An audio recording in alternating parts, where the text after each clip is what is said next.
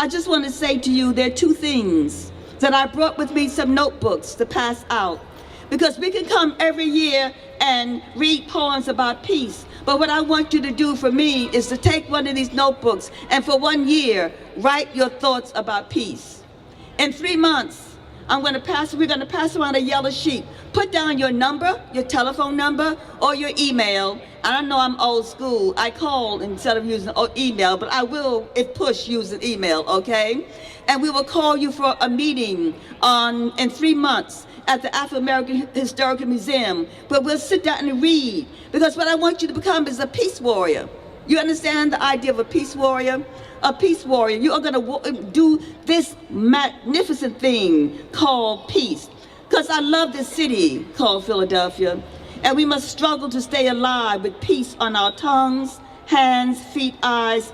I love the people in this city moving every day to stay alive, to take care of their families, to educate their children, to stay centered.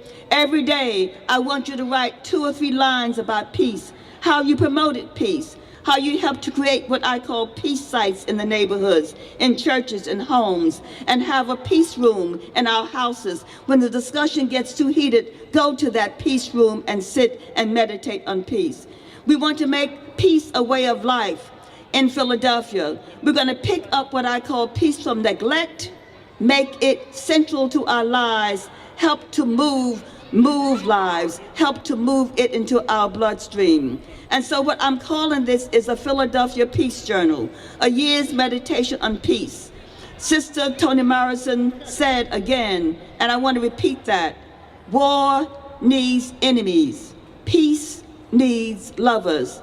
We see the love and lovers in the Philadelphia Peace Mural and in meeting in neighborhoods. So what we're going to do is that we're going to ask you to begin peace sites. In my neighborhood on Shelton Avenue, I have a peace bench on my porch with the haiku from a child who's written the haiku. And what I've asked all my neighbors to do is to put a peace pole in front of their houses.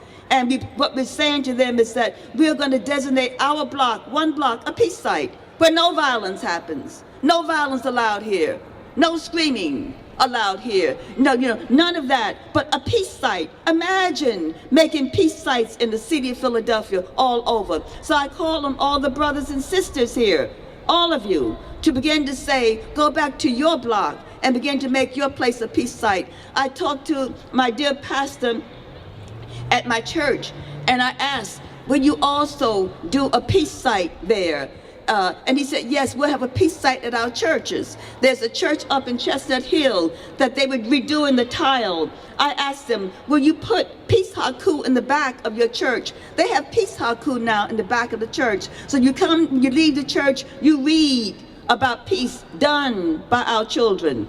And all of those benches around the parkway that are beat up and ragged and need to be painted, let us all, I hope you will go and call the mayor and say to the mayor and to politicians, let us paint those benches with the haiku of our children. We have all these beautiful peace haiku of our children. So when visitors come to a place called Philadelphia, they see peace every place they walk. Isn't that amazing? Think about that.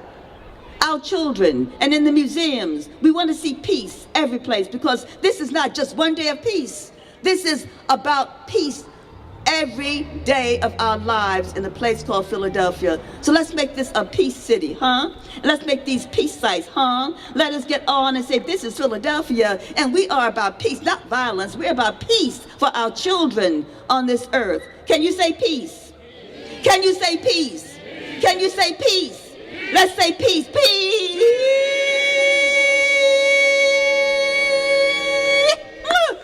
And let's keep peace always.